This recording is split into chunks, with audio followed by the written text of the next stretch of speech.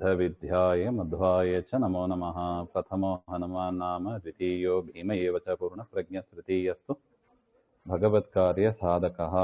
आपादमौलिपर्यन्तं गुरूणाम् आकृतिं स्मरेत् तेन विघ्नाः प्रणश्यन्ति सिद्ध्यन्ति च मनोरथाः। श्रीगुरुभ्यो नमः।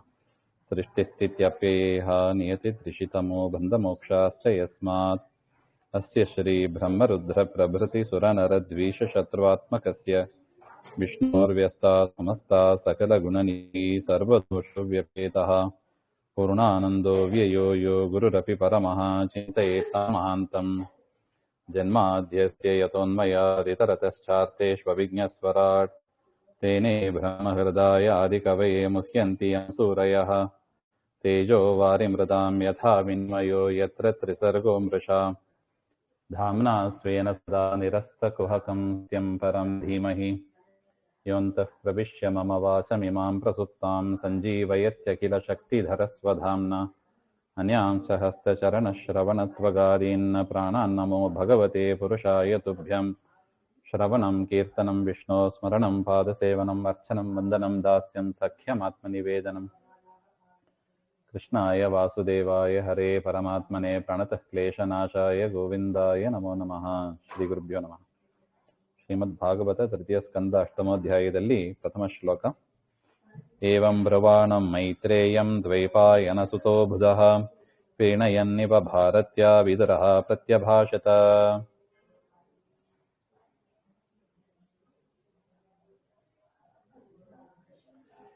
ಏವಂ ಬ್ರುವಾಣಂ ಮೈತ್ರೇಯಂ, ಈ ರೀತಿಯಾಗಿ ವಿದುರನ ಕೆಲವು ಪ್ರಶ್ನೆಗಳಿಗೆ ಮೈತ್ರೇಯರು ಉತ್ತರವನ್ನು ಕೊಟ್ಟರು. ಕೊಟ್ಟಾಗ ಮತ್ತೆ ವಿದುರ ಪ್ರೀಣಯನ್ನಿವ ಭಾರತ್ಯ, ಅವರಿಗೆ ತುಂಬ ಸಂತೋಷ ಆಯಿತು. ನೋಡಿ, ಈ ಸೃಷ್ಟಿಯ ವಿಚಾರ ನಾವು ಹಿಂದೆ ನೋಡಿದಂತೆ ಇವತ್ತಿಗೂ ಕೂಡ ಸೈನ್ಸಿಗೆ ಅದು ಎಷ್ಟು ಜನ ರಿಸರ್ಚ್ ಮಾಡಿದ್ದಾರೆ, ಎಷ್ಟು ಕಾಲದಿಂದ ರಿಸರ್ಚ್ ಮಾಡಿದ್ದಾರೆ, ಇವತ್ತಿಗೂ ಕೂಡ ಅಸ್ಪಷ್ಟತೆ ಇದೆ. ಬಿಗ್ ಬ್ಯಾಂಗ್ ಥಿಯರಿ ಅಂತ ಹೇಳ್ತಾರೆ, ಡಾರ್ವಿನ್ಸ್ ಥಿಯರಿ ಅಂತ ಹೇಳ್ತಾರೆ, ಹೊಸ ಹೊಸ ಥಿಯರಿಗಳು, ಹೊಸ ಹೊಸ ವ್ಯಾಖ್ಯಾನಗಳು. ಆದರೂ ಕೂಡ ಎಲ್ಲವೂ ಕೂಡ ಏನು, ಅಸ್ಪಷ್ಟತೆ ಅಪೂರ್ಣತೆ, ಅಸ್ಪಷ್ಟತೆ ಅಪೂರ್ಣತೆ. ಅವರೇ ಒಪ್ತಾರೆ ಇದು ಹೌದು, ಇದು ಹೇಗೆ ಬಂತು ಮೊದಲು ಸ್ಫೋಟ ಆಯಿತು ಅಂತ ಹೇಳ್ತಾರೆ. ಆ ಸ್ಫೋಟ ಆಗೋದಕ್ಕೆ ಮುಂಚೆ ಪೂರ್ವದಲ್ಲಿ ಅವೆಲ್ಲ ಹೇಗೆ ಬಂತು, ಅದಕ್ಕೆಲ್ಲ ಸೈನ್ಸ್ ಅಲ್ಲಿ ಉತ್ತರ ಇಲ್ಲ. ಅದರಿಂದ ಈ ಜಗತ್ತಿನ ಸೃಷ್ಟಿ ಹೇಗಾಯಿತು ಅಂತ ಎಷ್ಟು ಜನ ರಿಸರ್ಚ್ ಮಾಡಿದರೂ ಕೂಡ ಅಸ್ಪಷ್ಟತೆ ಅಪೂರ್ಣತೆ ಇದ್ದೇ ಇದೆ. ಆದರೆ ನಮಗೆ ಭಾಗವತದಲ್ಲಿ, ಭಗವದ್ಗೀತೆಯಲ್ಲಿ ಕೊಟ್ಟಿರುವ ಒಂದು ಎಕ್ಸ್ಪ್ಲನೇಷನ್ ಏನಿದೆ, ತುಂಬಾ ಮನಮುಟ್ಟುವಂತೆ ಇದೆ, ತುಂಬಾ ಮನಮುಟ್ಟುವಂತೆ ಇದೆ. ಹೀಗಿದ್ರೆ ಹೌದು ಅಂತ ಅನಿಸ್ತದೆ. ನೋಡಿ, ಯಾವುದು ಸೃಷ್ಟಿಯ ಬ್ರಹ್ಮಾಂಡದ ಸೃಷ್ಟಿಯ ಪೂರ್ವದಲ್ಲಿ ತತ್ವಗಳು ಇದ್ದವು, ಏನು ಮಾಡ್ಲಿಕ್ಕೆ ಆಗೋದಿಲ್ಲ, ಪರಮಾತ್ಮನನ್ನ ಸ್ತೋತ್ರ ಮಾಡಿದ್ರು, ಪರಮಾತ್ಮ ಪ್ರವೇಶ ಮಾಡಿ ಸುಪ್ತವಾದ ಕ್ರಿಯಾಶಕ್ತಿ ಮೊದಲೇ ಇತ್ತು, ಅದು ಸುಪ್ತವಾಗಿತ್ತು. ಅದನ್ನ ಈಗ ಫ್ಯಾನ್ ಆಫ್ ಆಗಿತ್ತು, ಸ್ವಿಚ್ ಆನ್ ಮಾಡಿದ್ರೆ ಫ್ಯಾನ್ ತಿರುಗುತ್ತದೆ, ಶಕ್ತಿ ಮೊದಲೇ ಇದೆ ಅಲ್ಲಿ. ಅದೇ ತರ ಸುಪ್ತವಾಗಿದ್ದದನ್ನ ಪರಮಾತ್ಮ ಆಕ್ಟಿವೇಟ್ ಮಾಡಿದ ಹಾಗೆಂಬ ಒಂದು ವಿಚಾರ ನೋಡಿದ್ರೆ ಎಷ್ಟು ಚೆನ್ನಾಗಿ ಆ ಪದಾರ್ಥಗಳು ಸೇರೋದಕ್ಕೆ ಏನು ಕಾರಣ, ಆ ಪದಾರ್ಥಗಳು ಮೊದಲು ಎಲ್ಲಿ ಬಂದವು, ಎಲ್ಲಾ ವಿಷಯದಲ್ಲೂ ಒಂದು ಸಂಪೂರ್ಣವಾದ ಒಂದು ಸ್ಪಷ್ಟವಾದ ಒಂದು ವಿಚಾರ ನಮಗೆ ಇದರಿಂದ ಗೊತ್ತಾಗ್ತದೆ. ಇನ್ನು ಹೇಳ್ಬೋದು, ಸೈನ್ಸು ಅದು ಕಣ್ಣಿಗೆ ಕಾಣುವುದನ್ನ ಇಟ್ಕೊಂಡು ಅಷ್ಟೇ ತೀರ್ಮಾನ ಮಾಡೋದು, ಅದು ಅತೀಂದ್ರಿಯವಾದದ್ದನ್ನ, ಕಣ್ಣಿಗೆ ಮೀರಿದ್ದನ್ನ ವಿಚಾರ ಮಾಡುವ ಶಕ್ತಿ ಸೈನ್ಸಿಗೆ ಇಲ್ಲ. ಅದರಿಂದ ಸೈಂಟಿಫಿಕ್ ಆಗಿ ನಾವು ಕೆಲವು ವಿಷಯಗಳನ್ನ ನೋಡ್ಲಿಕ್ಕೆ ಆಗ್ತದೆ, ಕೆಲವು ವಿಷಯಗಳು ಸೈನ್ಸಲ್ಲೂ ಉತ್ತರ ಇಲ್ಲ. ಇದು ಒಪ್ಕೋಬೇಕಾದ ವಿಚಾರ ಇದು. ಇನ್ನು ಈ ಬ್ರಹ್ಮಾಂಡದ ಮಾಡೆಲ್ ಯಾವುದು ಅಂದ್ರೆ ಈ ಪಿಂಡಾಂಡ, ನಮ್ಮ ಶರೀರ. ಆ ಪಿಂಡಾಂಡದ ವಿಷಯದಲ್ಲಿ ಮೆಡಿಕಲ್ ಸೈನ್ಸ್ ತೆಗೆದುಕೊಂಡ್ರು ಕೂಡ ಅದೂ ಅಪೂರ್ಣವಾಗಿಯೇ ಇದೆ, ಅಸ್ಪಷ್ಟವಾಗಿಯೇ ಇದೆ. ಯಾಕೆ ರೋಗ ಬಂತು, ಹೇಗೆ ಬಂತು, ಹೇಗೆ ಒಂದಷ್ಟು ಡೆವಲಪ್ಮೆಂಟ್ ಆಗಿದೆ, ಆದರೂ ಕೂಡ ಇನ್ನಷ್ಟು ಅಸ್ಪಷ್ಟತೆ ಅಪೂರ್ಣತೆ ಅದರಲ್ಲಿ ಇದ್ದೇ ಇದೆ, ಅದರಲ್ಲೂ ಇದ್ದೇ ಇದೆ. ಅದರಿಂದ ಎಷ್ಟೇ ಸೈಂಟಿಫಿಕ್ ಆಗಿ ನಾವು ರಿಸರ್ಚ್ ಮಾಡಿದರೂ ಕೂಡ ಒಂದು ಸ್ಪಷ್ಟವಾದ ಒಂದು ವಿವರ ನಮಗೆ ಸಿಗೋದಿಲ್ಲ. ಅಂತ ವಿವರ ನಮಗೆ ಬೇಕು ಅಂದ್ರೆ ಭಾಗವತಕ್ಕೆ ಶರಣು ಹೋಗಬೇಕು, ವೇದಗಳಿಗೆ ಶರಣು ಹೋಗಬೇಕು. ವೇದಾದಿ ಶಾಸ್ತ್ರಗಳು ಹೇಳಿದ ರೀತಿಯಲ್ಲೇ ಜಗತ್ತಿನ ಸೃಷ್ಟಿ ಆದದ್ದು ಎಂಬುದು ನಮಗೆ ಮನಮುಟ್ಟುವಂತೆ. ಇದರಲ್ಲಿ ಏನು ಗೊಂದಲ ಇಲ್ಲ ನೋಡಿ, ಎಷ್ಟು ಚೆನ್ನಾಗಿ ದೇವರು ನಿರೂಪಣೆ ಮಾಡ್ಕೊಂಡು ಹೋಗಿದ್ದಾನೆ, ಜಗತ್ತನ್ನ ಸೃಷ್ಟಿ ಮಾಡ್ಕೊಂಡು ಹೋಗಿದ್ದಾನೆ ಹಾಗೆಂತ. ಅದರಿಂದ ಈ ಇಷ್ಟು ವಿಚಾರವನ್ನ ಯಾಕೆ ಹೇಳಬೇಕಾಗಿತ್ತು, ಮತ್ತೆ 2 ಬಾರಿ 3 ಬಾರಿ ಎಷ್ಟು ಬಾರಿ ಕೇಳಿದ್ದೇ ಕೇಳ್ತಾ ಇರ್ತೀವಿ ಅಂತ ಸ್ವಲ್ಪ ಬೇಸತ್ತು ಅನಿಸ್ಬೋದು. ಆದ್ರೆ ನಮಗೂ ದೇವರಿಗೂ ಇರುವ ಒಂದು ಮುಖ್ಯ ಸಂಬಂಧ ಯಾವುದು ಅಂದ್ರೆ ಈ ಜಗತ್ತೇ. ಈ ಜಗತ್ತನ್ನ ಯಾರು ಸೃಷ್ಟಿ ಮಾಡಿದ್ರು, ಯಾಕೆ ಸೃಷ್ಟಿ ಮಾಡಿದ್ರು, ಇದರಿಂದ ನನಗೂ ಈ ಜಗತ್ತಿಗೆ ಏನು ಸಂಬಂಧ, ನನಗೂ ದೇವರಿಗೂ ಏನು ಸಂಬಂಧ, ಎಲ್ಲಾ ಪ್ರಶ್ನೆಗಳಿಗೂ ಕೂಡ ಉತ್ತರ ಕೊಡತಕ್ಕದ್ದು ಈ ಭಾಗ. ಅದರಿಂದ ಇದು ಮತ್ತೆ ಒಂದು ಜನ್ಮಕ್ಕೆ ಸಂಬಂಧಪಟ್ಟದಲ್ಲ, ಎಷ್ಟೋ ಜನ್ಮಗಳ ಸಂಬಂಧಕ್ಕೆ ಬೇಕು ಈ ಜಗತ್ತು ಎಂಬುದು ಬೇಕು. ಇದು ನಮಗ ಮಾತ್ರ ಅಲ್ಲ, ಬ್ರಹ್ಮಾದಿ ಸಕಲ ಜೀವರಿಗೂ ಈ ಜಗತ್ತಿನ ಅವಶ್ಯಕತೆ ಇದೆ. ಜಗತ್ತು ಬೇಡ ಅಂದ್ರೆ ಅದು 2 ವ್ಯಕ್ತಿಗಳು, ಒಂದು ನಾರಾಯಣ, ಒಂದು ಲಕ್ಷ್ಮಿ. ಇನ್ನು ಲಕ್ಷ್ಮೀ ದೇವಿಗೂ ಕೂಡ ಜಗತ್ತಿನ ಒಂದು ಉಪಯೋಗ ಇದೆ. ಏನು ಹಾಗೆಂದ್ರೆ ಬ್ರಹ್ಮಾದಿಗಳ ತಾಯಿ ಅಂತ ಅನಿಸಿಕೊಳ್ಳಿಕ್ಕೆ ಈ ಜಗತ್ತು ಬೇಕು. ಅದರಿಂದ ಬ್ರಹ್ಮಾದಿಗಳು ಬೇಕು, ಇಲ್ಲದಿದ್ರೆ ಯಾರ ತಾಯಿಯಿಂದ ಅನಿಸ್ಕೋಬೇಕು, ಅವಳು ಒಬ್ಬರೇ ಆಗ್ಬಿಡ್ತಾರ. ದೇವರಿಗೆ ಬರಲ್ವಾ ಹಾಗೆ ಅಂತ ಪ್ರಶ್ನೆ ಬರ್ತದೆ. ದೇವರಿಗೂ ಬರ್ತದೆ, ಆದ್ರೆ ದೇವರು ಉದರದಲ್ಲಿ ಎಲ್ಲವನ್ನು ಇಟ್ಕೊಂಡಿದ್ದಾನೆ, ಅದು ಸುಪ್ತವಾಗಿದೆ ಅಂತ. ಆದ್ರೆ ಲಕ್ಷ್ಮಿಯಲ್ಲಿ ಹಂಗೆ ಹೇಳಿಕ್ ಬರೋದಿಲ್ಲ ನೋಡಿ. ಎಲ್ಲರೂ ಇರೋದು ದೇವರ ಉದರದಲ್ಲಿ. ಅದರಿಂದ ಬ್ರಹ್ಮದೇವರ ಪರಮಾತ್ಮನ ಉದರದಲ್ಲಿ ಇದ್ದಾರೆ. ಅದರಿಂದ ದೇವರನ್ನ ಬ್ರಹ್ಮದೇವರ ತಂದೆ ಅಂತ ಹೇಳಿಕ್ಕೆ ಅಡ್ಡಿ ಇಲ್ಲ. ಜಗತ್ತಿನಲ್ಲಿ ಹುಟ್ಟದೇ ಇದ್ರೂ ಕೂಡ ಬ್ರಹ್ಮದೇವರ ತಂದೆ ಯಾಕೆ ಉದರದಲ್ಲಿ ಇದ್ದಾರೆ ಅಂತ ಹೇಳಿ ನಿಭಾಯಿಸ್ಬೋದು. ಆದ್ರೆ ಲಕ್ಷ್ಮೀ ದೇವಿಗೆ ಆ ರೀತಿಯಾಗಿ ಹೇಳಿಕ್ ಬರೋದಿಲ್ಲ ನೋಡಿ. ಯಾಕೆಂದ್ರೆ ಲಕ್ಷ್ಮೀ ದೇವಿಗೆ ಸೃಷ್ಟಿ ಆದ ಮೇಲೆ ಅವರೆಲ್ಲರೂ ಕೂಡ ಲಕ್ಷ್ಮೀ ದೇವಿ ತಾಯಿ ಅಂತ ಅನಿಸ್ಕೊಳ್ಳಿಕ್ಕೆ ಆಗ್ತದೆ ಹಾಗೆ ಅಂತ. ಅದರಿಂದ ಈ ಮೈತ್ರೇಯರ ಈ ಒಂದು ವ್ಯಾಖ್ಯಾನವನ್ನ ಕೇಳಿ ವಿದುರನಿಗೆ ಭಾರಿ ಸಂತೋಷ ಆಯ್ತು. ಏವಂ ಬ್ರುವಾಣಂ ಮೈತ್ರೇಯಂ ದ್ವೈಪಾಯನ ಸುತೋಬುಧ ಪ್ರೀಣಯನ್ನಿವ. ಯಾಕೆಂದ್ರೆ ಎಲ್ಲರಲ್ಲೂ ಇರತಕ್ಕ ಒಂದು ಪ್ರಶ್ನೆ, ಜಗತ್ತು ಹೇಗೆ ಬಂತು, ಇವತ್ತಿಗೂ ಕೂಡ ಅದು ದೊಡ್ಡ ಕ್ವಶನ್ ಮಾರ್ಕೇ ಅದು. ಅದರಿಂದ ಅಂತ ಪ್ರಶ್ನೆಗೆ ಉತ್ತರ ಸಿಗಿತ್ತಲ್ಲ ಅಂತ ವಿದುರನಿಗೆ ಸಂತೋಷ. ಭಾರತೀಯ ವಿದುರಃ ಪ್ರತ್ಯಭಾಷತ. ಅದಕ್ಕೆ ವಿದುರರು ಮತ್ತೆ ಮಾತನಾಡಿದರಂತೆ, ಬ್ರಹ್ಮನ್ ಕಥಂ ಭಗವತಶ್ಚಿನ್ಮಾತ್ರಸ್ಯ ಅಭಿಕಾರಿಣಃ ಲೀಲಯಾ ಚಾಪಿ ಯುಜ್ಯೇರನ್ ನಿರ್ಗುಣಸ್ಯ ಗುಣಾಃ ಕ್ರಿಯಾಃ.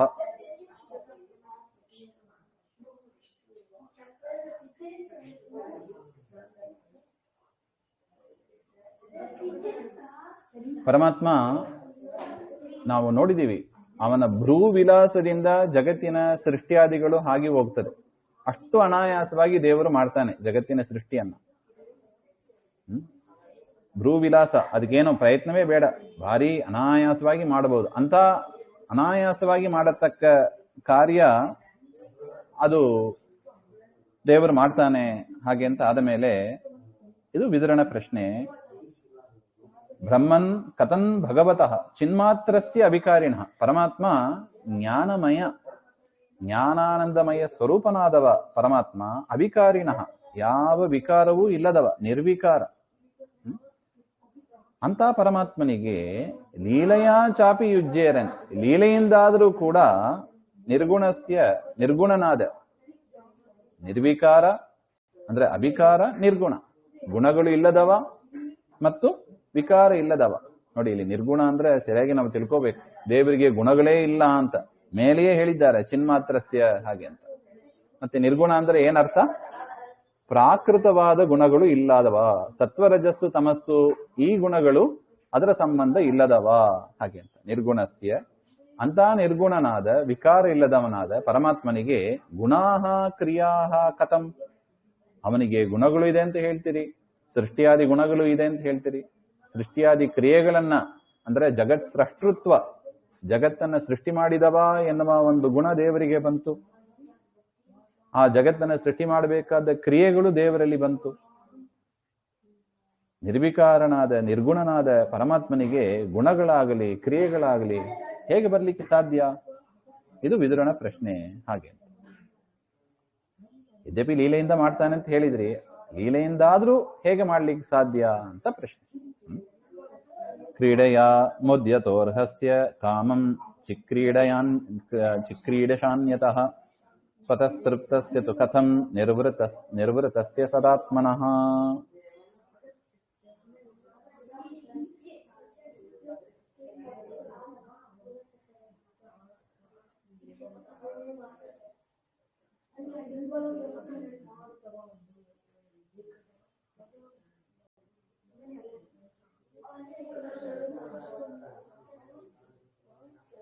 ಇನ್ನು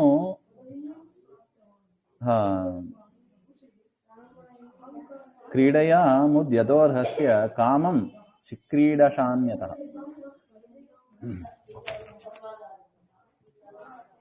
ನಾನು ಲೋಕೆ ಸುಖಪ್ರಾಪ್ತ್ಯರ್ಥಂ ಕ್ರೀಡಾಯಾಮ್ ಪ್ರವೃತ್ತಿ ದರ್ಶನಾತ್. ಲೋಕದಲ್ಲಿ ಒಂದು ಕ್ರಿಯೆಯನ್ನ ಮಾಡ್ತಾರೆ. ಯಾತಕ್ಕಾಗಿ ಮಾಡ್ತಾರೆ ನೋಡಿ, ತಿಂಗಳು 1ನೇ ತಾರೀಕಿಂದ 30ನೇ ತಾರೀಕು ತನಕ ಕೆಲಸ ಮಾಡ್ತಾರೆ. ಯಾಕೆ? ಮೊದಲನೇ ದಿವಸ ದುಡ್ಡು ಬರ್ತದೆ ಹಾಗೆ ಅಂತ. ಅದರಿಂದ ದುಡ್ಡಿನಿಂದ ಸುಖ ಅಂತ ನಮ್ದು ಲೆಕ್ಕಾಚಾರ ಇದು. ದುಡ್ಡಿನಿಂದ ಸುಖ. ಅದರಿಂದ ಸುಖ ಪ್ರಾಪ್ತಿಗಾಗಿ ಜನರು ಇಡೀ ತಿಂಗಳು ಪ್ರವೃತ್ತರಾಗ್ತಾರೆ. 1ನೇ ತಾರೀಕಿಂದ 30ನೇ ತಾರೀಕು ದುಡಿಯೋದು. ಯಾಕೆ? ಮೊದಲನೇ ದಿವಸ ಸಂಬಳ ಬರುತ್ತದೆ, ಅದರಿಂದ ಸುಖ ಅಂತ. ಮತ್ತೆ ಅದರಿಂದ ಕ್ರಿಯೆ. ಇಲ್ಲದಿದ್ರೆ ಸುಮ್ಮನೆ ಯಾರಾದ್ರು ಆಫೀಸಿಗೆ ಹೋಗ್ತಾರಾ?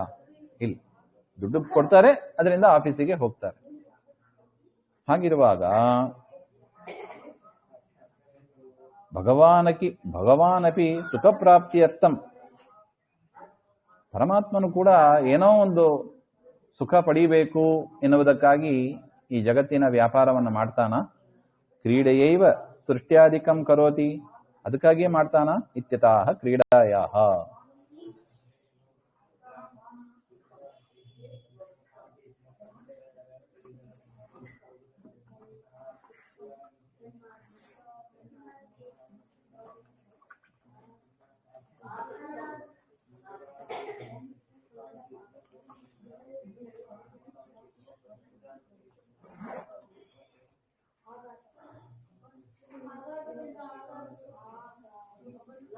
ಯತಃ ಕ್ರೀಡಾಯಾಃ ಸಕಾಶಾತ್ ಮುತ್ ಸುಖಂ ಅರ್ಹಸ್ಯ ಕ್ರೀಡಾಜನ್ಯ ಸುಖಯೋಗ್ಯಸ್ಯ ಅಪೂರ್ಣ ಸುಖಸ್ಯ ಇತಿ ಯಾವತ್. ಈಗ ನಾವಾದರೂ ದುಃಖಕ್ಕಾಗಿ ಪ್ರಯತ್ನ ಪಡ್ತಾ ಇದ್ದೀವಿ. ಯಾಕೆ? ನಮ್ಮಲ್ಲಿ ಪೂರ್ಣ ಸುಖ ಇಲ್ಲ. ಸುಖಕ್ಕಾಗಿ ಪ್ರಯತ್ನ ಪಡ್ತಾ ಇದ್ದೀವಿ. ಯಾಕೆ? ನಮ್ಮಲ್ಲಿ ಪೂರ್ಣ ಸುಖ ಇಲ್ಲ. ದೇವರು ಹಾಗಿಲ್ಲ, ಅವನು ಪೂರ್ಣ ಸುಖ ಅಂತ ಹೇಳ್ತಾ ಇದ್ದೀರಿ. ಪೂರ್ಣ ಸುಖ ಇರುವವನು ಈ ಜಗತ್ತಿನ ವ್ಯಾಪಾರವನ್ನು ಯಾಕೆ ಮಾಡಬೇಕು? ಮತ್ತೆ ಅವನು ಪೂರ್ಣ ಸುಖ ಇಲ್ಲ ಅಂತ ಆಯ್ತು. ಮತ್ತೆ ಇಲ್ಲದಿದ್ರೆ ಅವನು ಯಾಕೆ ಕ್ರಿಯೆಯನ್ನು ಮಾಡಬೇಕು? ಕ್ರಿಯೆ ಮಾಡ್ತಾನೆ ಅಂದ್ರೆ ಏನರ್ಥ? ಯಾವುದೋ ಸುಖಕ್ಕಾಗಿ ಮಾಡ್ತಾ ಇದ್ದಾನೆ ಹಾಗೆ. ಅದರಿಂದ ದೇವರಿಗೆ ಏನೋ ಒಂದು ಪ್ರಯೋಜನ ಇದೆ ಈ ಜಗತ್ತಿನ ಸೃಷ್ಟಿಯಿಂದ, ಅದಕ್ಕಾಗಿ ಮಾಡ್ತಾನೆ ಅಂತಾನೆ ಹೇಳಬೇಕು ಅವನು ಹಾಗೆ. ಪೂರ್ಣ ಸುಖಸ್ಯ ಇತಿ ಯಾವತ್. ಕಥಂ ಕ್ರೀಡಾ ಸಾಧ್ಯಮುತ್ ನ ಕಥಮಪಿ ಕಿಂಚ ಕ್ರೀಡಾ ಸಂಭವೇನ ಕ್ರೀಡೈವ ತಸ್ಯ ಯದಾ ನ ಸಂಭವತಿ ತದಾ ತಜ್ಜನ್ಯಂ ಸುಖಂ ತಸ್ಯ ನಾಸ್ತಿ ಇತಿ ಕಿಂ ವಾಚ್ಯಂ ಇತಿ ಆಶಯೇನಃ ಕಾಮಂ ಇತಿ. ನೋಡಿ, ಕಾಮಂ ಚಿಕ್ರೀಡಿಶಾನ್ಯತಃ.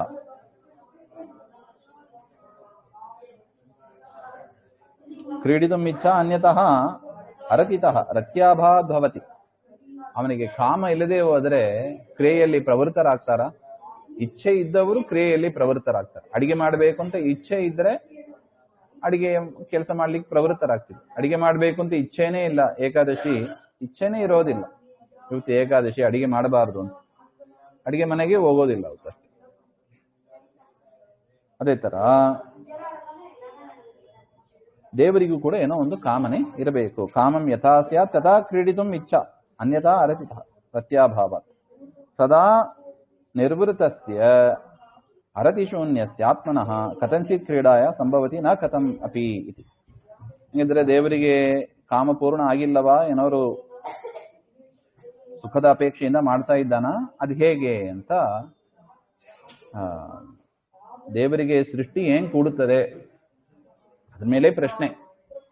ಒಂದು ಅವನ ನಿರ್ಗುಣ ನಿರಾಕಾರ ಅಂತೀರಿ, ಮತ್ತು ಗುಣ ಬಂತಲ್ಲ ಅವನಿಗೆ ಹಾಗೆ ಅಂತ. ಎರಡನೇದು ಅವನು ಸುಖಪೂರ್ಣ ಅಂತ ಹೇಳ್ತೀರಿ. ಜಗತ್ತಿನಲ್ಲಿ ನಾವು ಹಾಗೆ ಕಾಣ್ತಾ ಇರೋದು. ಸುಖ ಇಲ್ಲದೇ ಇದ್ದವರು ಕ್ರಿಯಾಶೀಲರಾಗ್ತಾರೆ. ಅಂದ್ರೆ ಇನ್ನು ಏನಾದ್ರು ಒಂದು ಪಡಿಬೇಕು ಅಂತ ಇಚ್ಛೆ ಇದ್ದವರು ಕ್ರಿಯಾಶೀಲರಾಗಿರ್ತಾರೆ. ಹಾಗಿರುವಾಗ ದೇವರಿಗೆ ಸುಖಪೂರ್ಣ ಅಂತ ನೀವು ಹೇಗೆ ಹೇಳ್ತೀರಿ ಹಾಗೆ ಅಂತ, ಇದು ಒಂದು ಪ್ರಶ್ನೆ. ಅಸ್ರಾಕ್ಷೇತ್ ಭಗವಾನ್ ವಿಶ್ವಂ ಗುಣಮಯ್ಯಾತ್ಮಮಾಯಯ ತಥಾ ಸಂಸ್ಥಾಪಯತ್ಯೇತತ್ ಭೂಯಃ ಪ್ರತ್ಯಭಿಧಾಸ್ಯತಿ.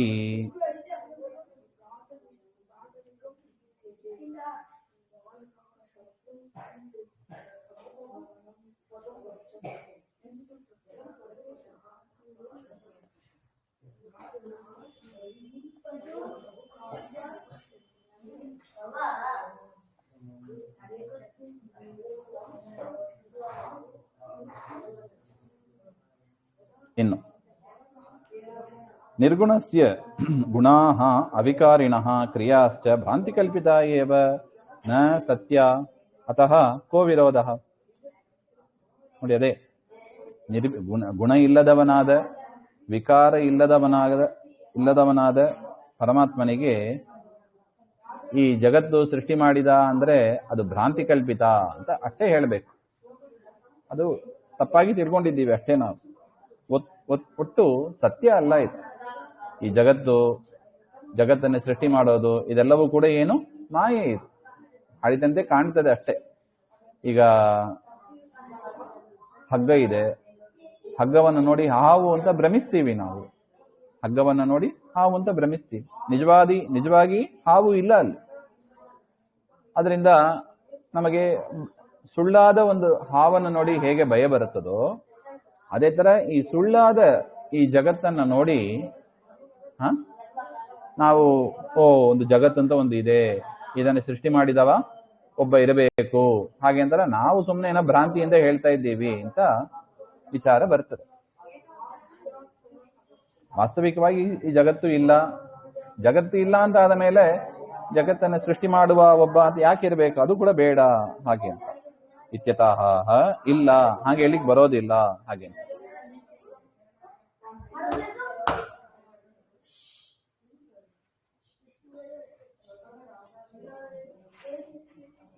ಹಾಗೆಂತ ಪ್ರಶ್ನೆ ಬಂದರೆ ಅದಕ್ಕೆ ಹೇಳ್ತಾ ಇದ್ದಾರೆ, ಅಸ್ರಾಕ್ಷೀತ್ ಭಗವಾನ್ ವಿಶ್ವಂ ಗುಣಮಯ್ಯ ಆತ್ಮಮಾಯೇಯ.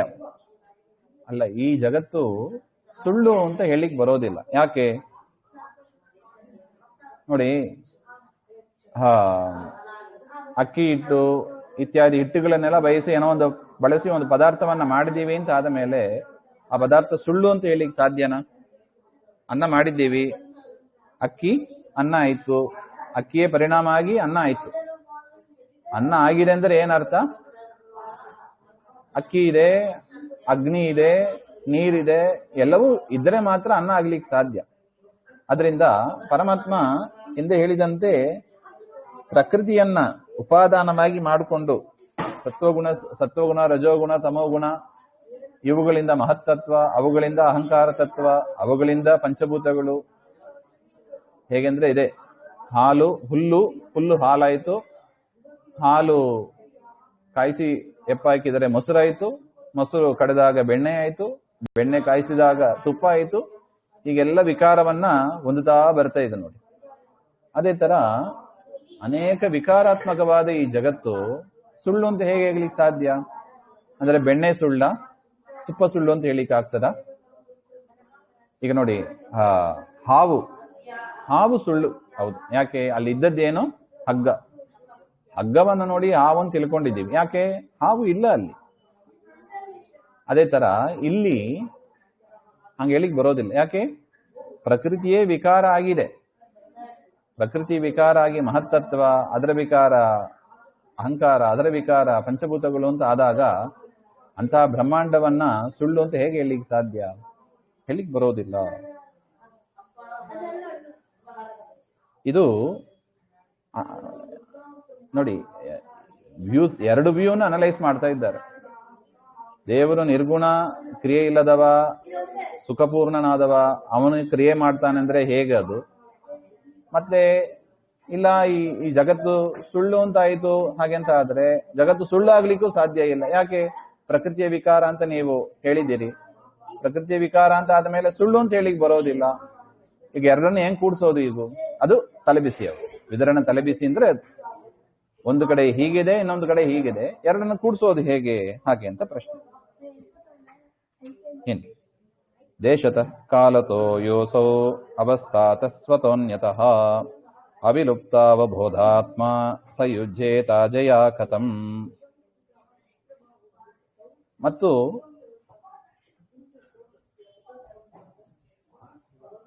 ಭಗವಾನ್ ನ ಕದಾಪಿ ಪ್ರಕೃತಿ ಬಂಧಾರ್ಹ. ಇನ್ನು ಪ್ರಕೃತಿಯ ಬಂಧದಲ್ಲಿ ದೇವರಿದ್ದಾನೆ ಹಾಗೆ ಅಂತ ಹೇಳೋಣವೇ?